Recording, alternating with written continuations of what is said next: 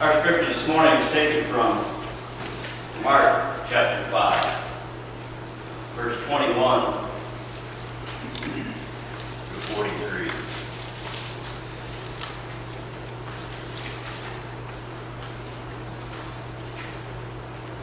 When Jesus had again crossed over by boat to the other side of the lake, another large crowd gathered around him while he was there. Then one of the synagogue rulers named Jairus came there. Seeing Jesus, he fell at his feet and pleaded earnestly with him. "My little daughter is dying. Please come and put your hands on her so that she will be healed and live." So Jesus went with him. A large crowd followed and pressed against him, and a woman was there who had been subject to bleeding for 12 years. She had suffered a great deal under the care of many doctors, and had spent all she had. Yet instead of getting better, she grew worse.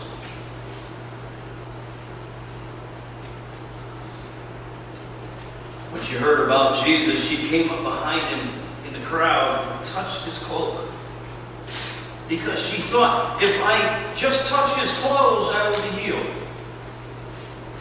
Immediately, her bleeding stopped, and she felt in her body that she was freed from her suffering.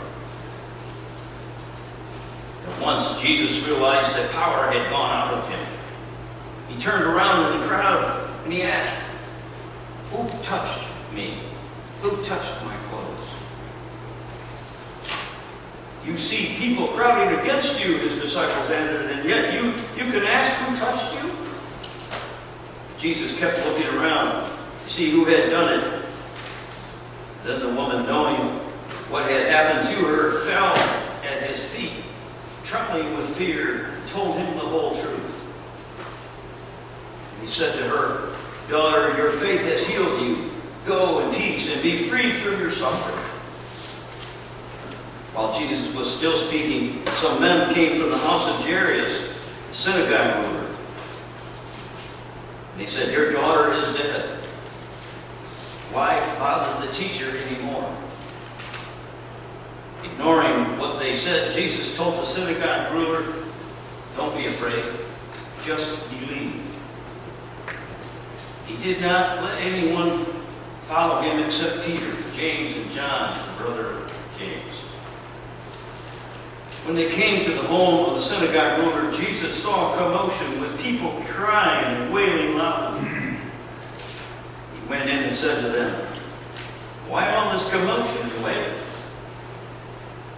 The child is not dead, but asleep." And they laughed at him. After he put them all out, he took the child's father and mother and the disciples who were with him, and went in where the child was.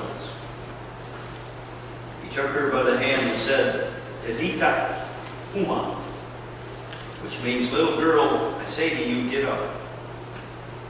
And immediately the girl stood up and walked around. She was only 12 years old. At this they were completely astonished. And he gave strict orders not to let anyone know about this, and told them to give her something to eat. This is the word of God for the people of God. Thanks be to God. He immediately told them to give her something to eat.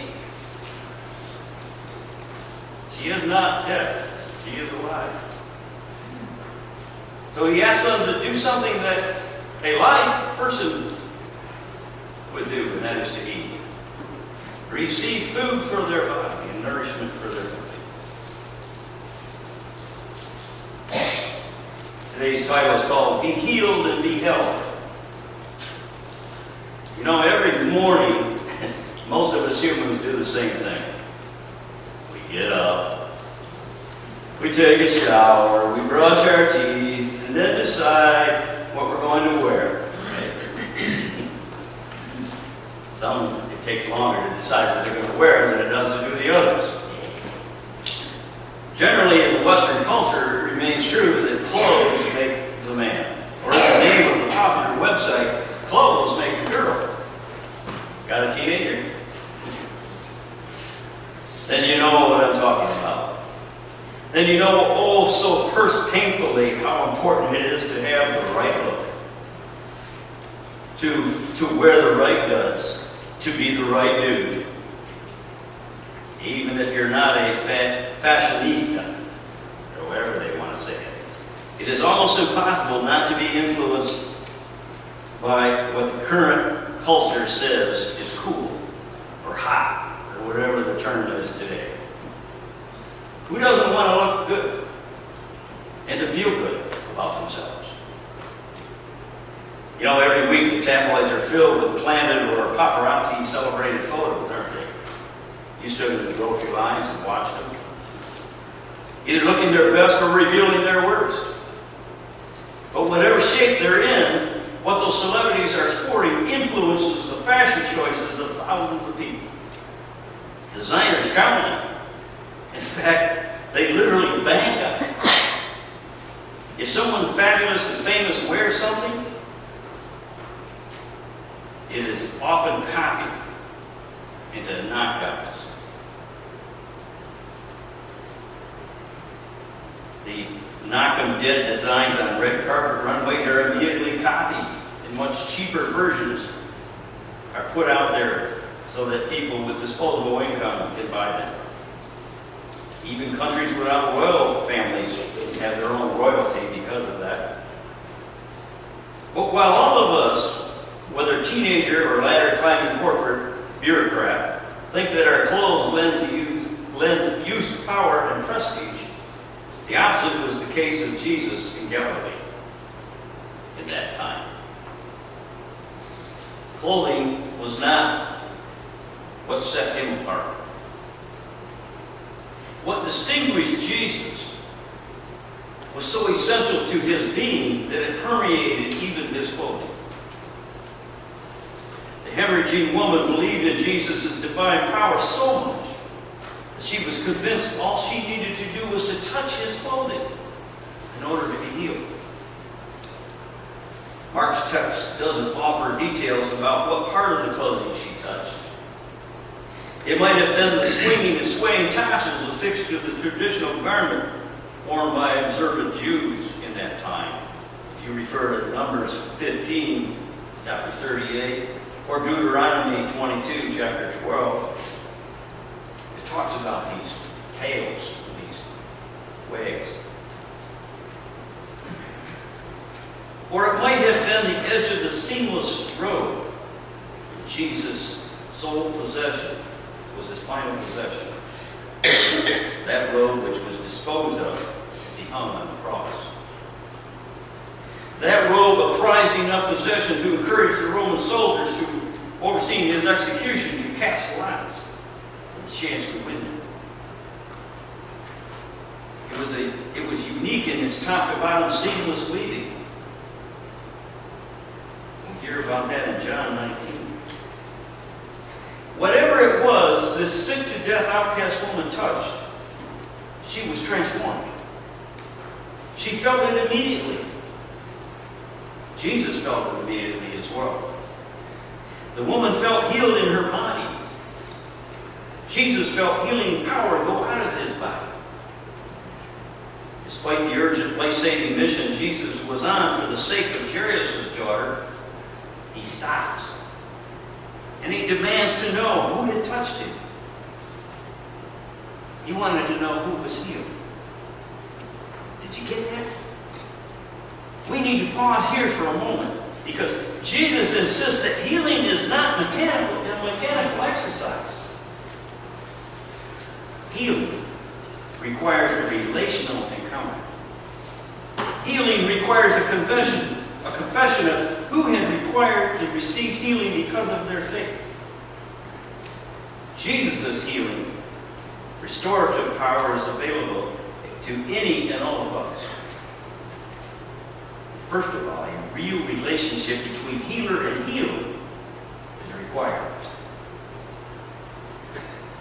An old saying speaks of small children being tied to their mother's apron strings. Not a lot of us wear aprons anymore, except except I do every day. It's orange. And it says, "Welcome to Home Depot." But whether it's a baby backpack, a super stroller, or a tracking device on our teenager's car or cell phone, we all want our kids to know they are safe. They are safely connected to us, no matter what.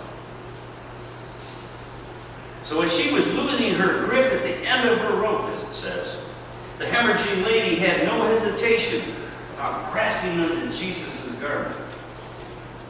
She saw and recognized the hem of his garment as the last possible lifeline for her existence. Like a child clinging to a mother's hem or a father's coattail, she knew she had only to hold fast and hold firm in her faith in order to be healed. We reach out to Christ and just try and touch his hem.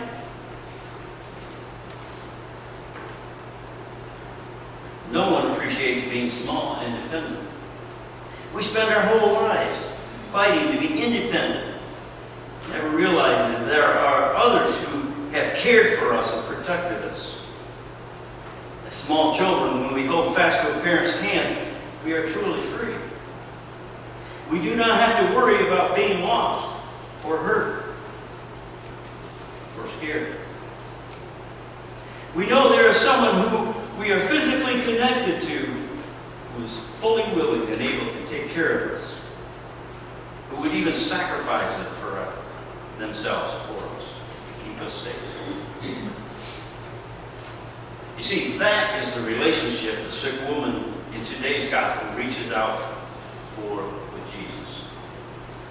By holding on to Jesus, she knew she could let go of everything else. Let go of her illness. Let go of her impurity. Let go of her inferior status. Let go of her childlessness. And let go of her outcast identity. She could let go. Just by holding on to Jesus, she could lose all of that baggage.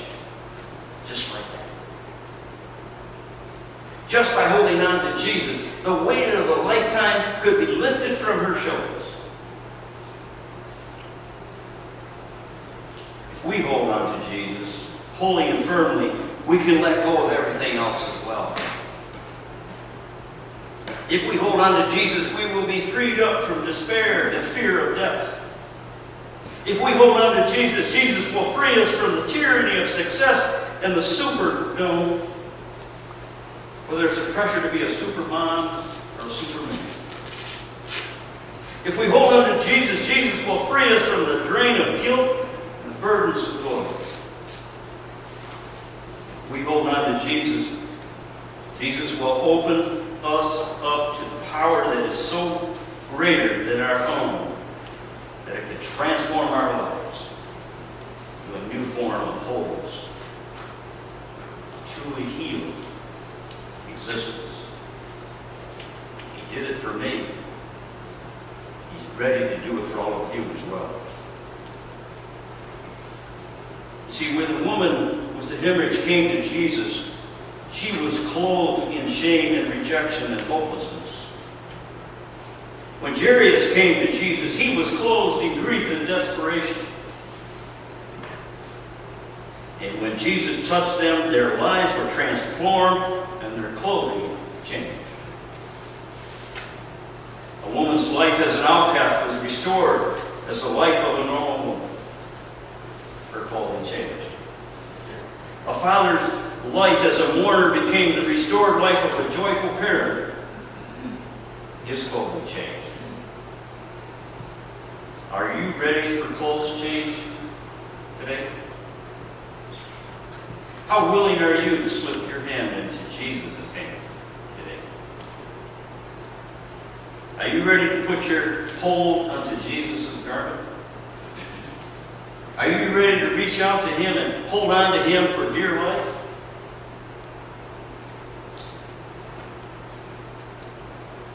Folks, it is the only way to feel the power of Jesus that holds on to us, that holds on to us and heals us